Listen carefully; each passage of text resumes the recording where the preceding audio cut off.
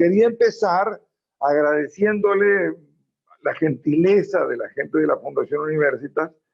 y sobre todo la paciencia que han tenido frente a mi ineptitud tecnológica para iniciar es la primera vez, confieso que es la primera vez que estoy en una videoconferencia. He estado como receptor en varios casos, pero una videoconferencia así más larga no es la primera vez y las chicas me han tenido muchísima paciencia y hemos logrado por fin estar en contacto con ustedes. En realidad quiero contarles brevemente el origen. Esto es una investigación que estamos realizando en el marco de la maestría en entidades de la economía social y solidaria de la Universidad Nacional de Rosario, que lo hemos compartido con una maestría similar de la Universidad de Puerto Rico, del recinto de Río Piedras de la Universidad de Puerto Rico, de manera de que, sinceramente, las cosas que hemos avanzado en este proyecto de investigación tienen mucho de los compañeros, los colegas, tanto de la Universidad Nacional de Rosario como de la Universidad de Puerto Rico, del recinto de Río Piedras, y sobre todo también ha tenido una gran participación en la coordinación de toda esta tarea la profesora Gemma Fajardo de la Universidad de Valencia en España. Es decir, esto nació, la idea de hacer esta temática nació precisamente en Valencia, en una reunión con cooperativistas, sindicalistas y académicos de varios países, diciendo que frente a la situación de los trabajadores de la economía social y solidaria, el gran debate, nosotros creíamos que era importante generar una carta iberoamericana y del Caribe de los trabajadores de la economía social y solidaria, donde una serie de derechos y deberes de estos trabajadores queden plasmados previa a una discusión participativa en la que estén involucrados no solamente académicos, no solamente sindicalistas, sino no solamente los directivos de las empresas de economía social y solidaria, sino que teníamos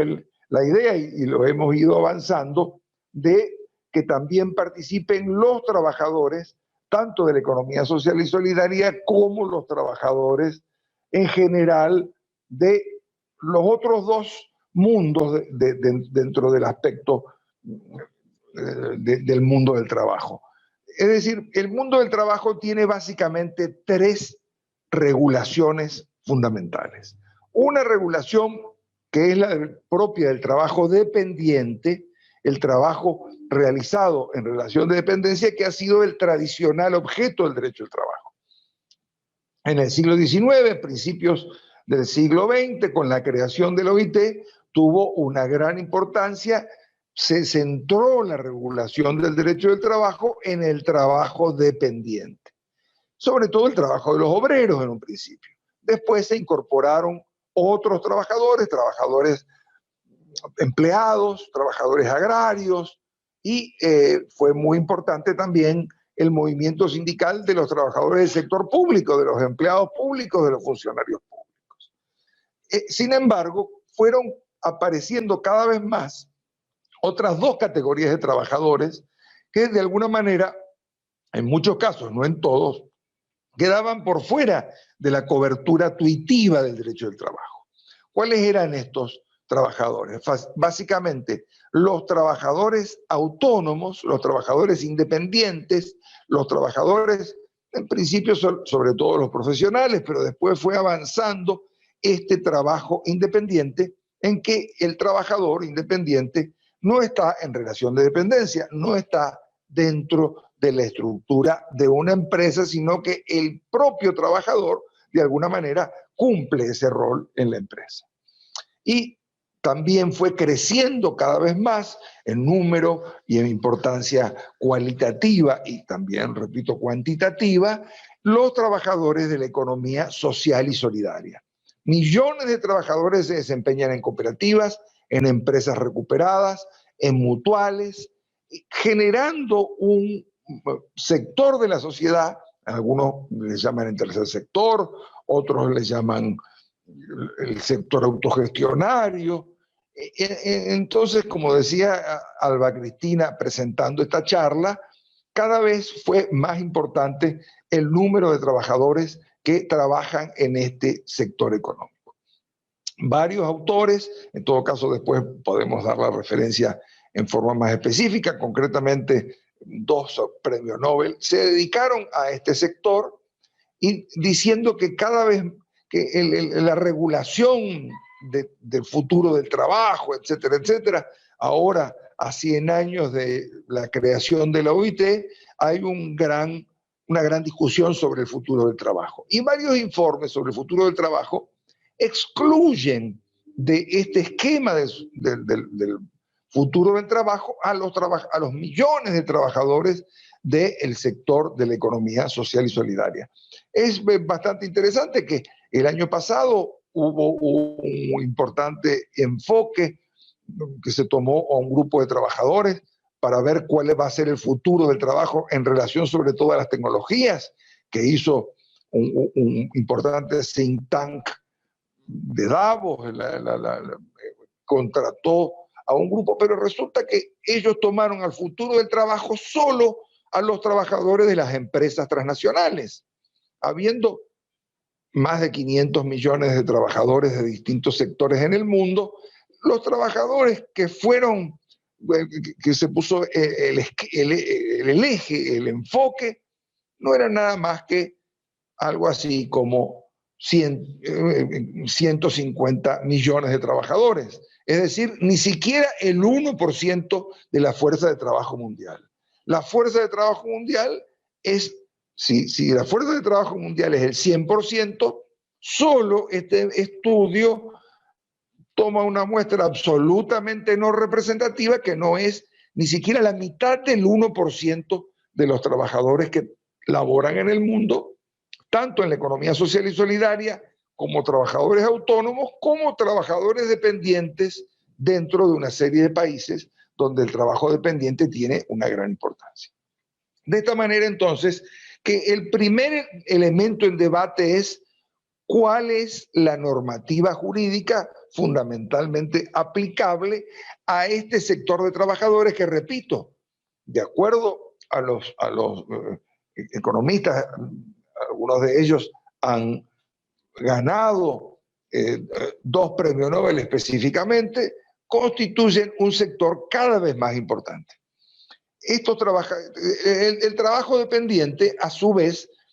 la regulación del trabajo dependiente, a su vez, en la última parte del siglo pasado y sobre todo en la actualidad, viene sufriendo una crisis. Hay una crisis en la regulación del trabajo dependiente, sobre todo por el esquema de flexibilización y de precarización. En la mayor parte de los países, concretamente en América Latina, en Europa, y por qué no, en el creciente, cada vez más importante mundo del Pacífico, sobre todo de Asia y también en gran parte de África,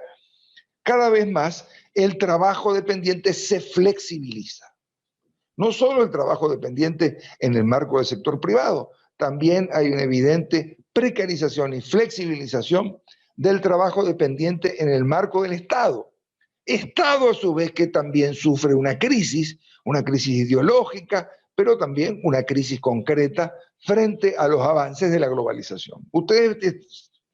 pueden observar de que estamos frente a varias crisis superpuestas. Una crisis del derecho del trabajo, una crisis del Estado, que coloca muchas veces al derecho del trabajo en el mundo de los conceptos, en el mundo de las utopías, pero que en la práctica se ve cada vez más complicado por un problema que afecta al conjunto de los trabajadores y al conjunto de la economía, que es el problema de la precarización. Y esto nos trae a otra tercera crisis que tenemos que ver, que es una crisis económica y social con una precarización y una concentración de la riqueza, del poder y de los puestos de trabajo en pequeños sectores. Hoy en día ustedes conocen, no hace falta que yo les dé datos muy específicos sobre el tema, pero una pequeñísima parte de la humanidad, ni siquiera el 1% de la humanidad, concentra toda la riqueza que produce el conjunto de la humanidad. De manera entonces que frente a estas crisis, el futuro del derecho del trabajo no puede estar pensado solamente para el sector formal, para el sector de las grandes empresas transnacionales, sino que es necesaria una visión global, comprensiva del conjunto del mundo del trabajo. Tenemos una crisis incluso epistemológica. Esto nos está demostrando que solo se enfoca el futuro del derecho del trabajo, repito, en un pequeñísimo sector del mundo productivo, en el cual las tecnologías de punta han generado un problema muy serio, han dejado centenares de categorías de trabajadores fuera del mercado de trabajo y ha generado también un gravísimo problema de desempleo dentro de estas y otras categorías. De manera de que, como ustedes ven, estamos frente a un problema muy complicado, muy serio, que tenemos que tratar de afrontar con mucha tranquilidad y con mucho. Entonces, bueno, nosotros creemos que es importante acudir a dos marcos teóricos para afrontar este problema. El primer marco teórico es el marco teórico del derecho social. El derecho social, que de alguna manera es anterior esta idea de un derecho no solo para categorías proletarias de la sociedad, sino un derecho que en el siglo XIX y principios del siglo XX intentó un cambio radical en el derecho, introduciendo un nuevo elemento que es el elemento de la justicia social. El derecho tenía, tanto el derecho público como el derecho privado, una gran tendencia a una idea de justicia, básicamente la idea de justicia del Código de Napoleón, la idea de justicia de una serie de elementos propios de toda la vida, tanto del derecho público como del derecho privado. Ahí aparece un tercer derecho, que es este derecho basado en la justicia social, que es el derecho social. Y de alguna manera el derecho social arropa a todas estas categorías de trabajadores, no solo los trabajadores del derecho del trabajo, sino también a los trabajadores del sector autónomo y a los trabajadores de la economía social y solidaria, los trabajadores autogestionarios, por así decirlo. De esta manera, nosotros creemos que los derechos y deberes de los trabajadores de la economía social y solidaria están emparentados y deben estar cubiertos por la idea de derecho social, como por la idea de derecho social están también el funcionamiento de las organizaciones, de las cooperativas, de las mutuales, de las empresas recuperadas, etcétera, que forman parte de ese eje de la economía social y solidaria. El segundo elemento teórico que nos parece muy importante traer a colación es el derecho internacional de los derechos humanos, que ha ido creciendo en la última parte del siglo pasado y se ha consolidado en este siglo, generando un derecho internacional de los derechos humanos laborales. Un enfoque del derecho del trabajo, un enfoque de la seguridad social que no solo esté en el esquema de la legislación nacional protectora y de la convención colectiva, etcétera, etcétera, sino que va más allá y que ve a los derechos de los trabajadores como un plano dentro del ius gentium de la humanidad, a través de una serie de declaraciones universales que en muchos casos, a partir de la experiencia constitucional de Querétaro y de la experiencia constitucional de la Constitución de Weimar en Alemania, fueron incorporándose dentro de un esquema constitucional en el vértice de la pirámide jurídica. De esta manera, creemos que es importante primero entender que el conjunto de los derechos y deberes de los trabajadores son aplicables en su totalidad a los trabajadores de la economía social y solidaria, aunque ellos no tengan una relación dependiente. Estos no son trabajadores dependientes, pero tienen el derecho a la seguridad social, tienen el derecho a un salario digno, una serie de derechos que están, por supuesto, en toda esta normativa internacional y nacional del trabajo y que constituyen derechos humanos universalmente reconocidos no solo en nuestras constituciones. Ha sido una experiencia interesante. Ustedes seguramente, la Fundación Universitas ha trabajado este tema del derecho constitucional comparado y del derecho internacional del trabajo. Y entonces lo que nosotros planteamos en esta investigación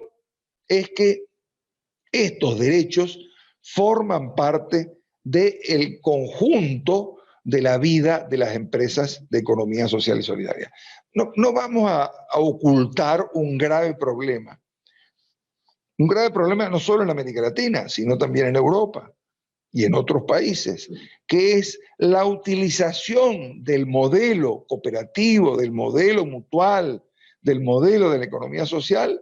como parte de un mecanismo fraudulento de tercerización y de precarización del trabajo. En realidad,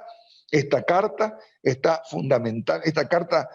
iberoamericana y del Caribe de los trabajadores y trabajadoras de la economía social y solidaria,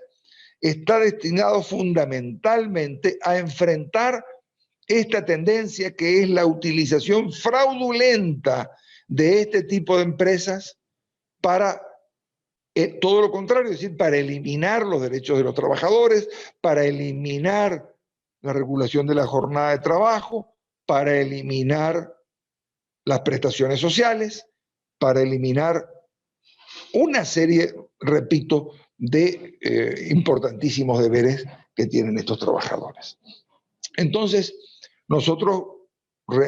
tomamos las normas del derecho internacional del trabajo en materia de jornada de trabajo, en materia de salario, en materia de condiciones y medio ambiente de trabajo, de salud de los trabajadores, en materia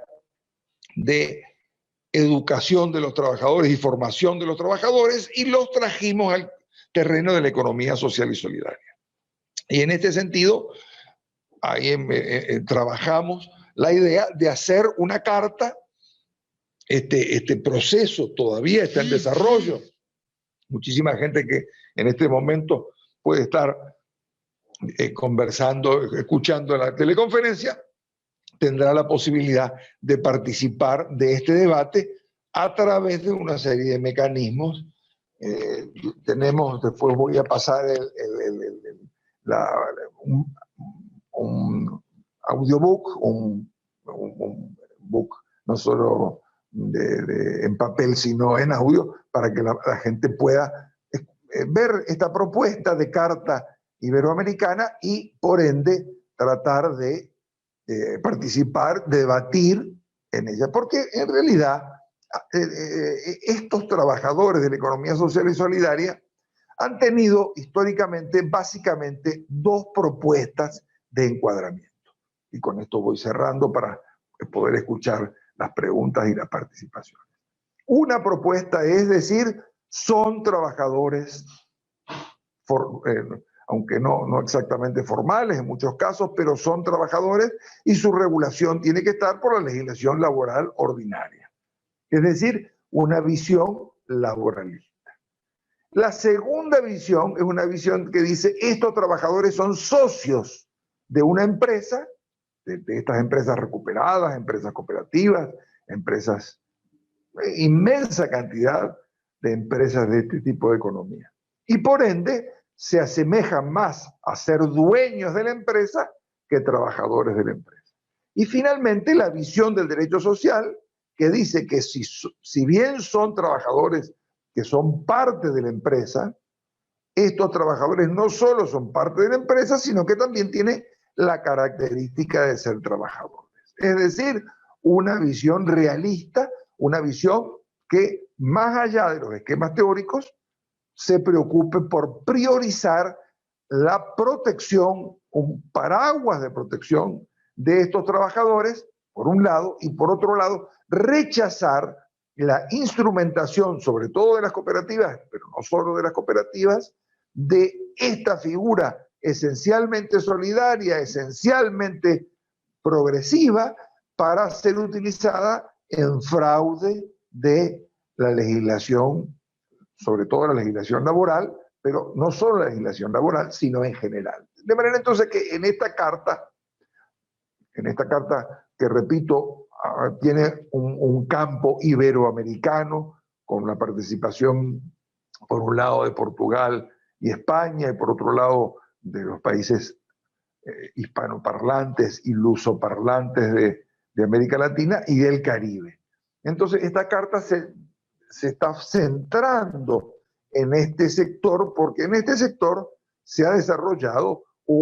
primero una experiencia muy importante de estas empresas autogestionarias, cogestionarias, participativas, pero por otro lado ha habido avances y retrocesos muy importantes en la regulación de este trabajo en los distintos países, aunque con muy disímiles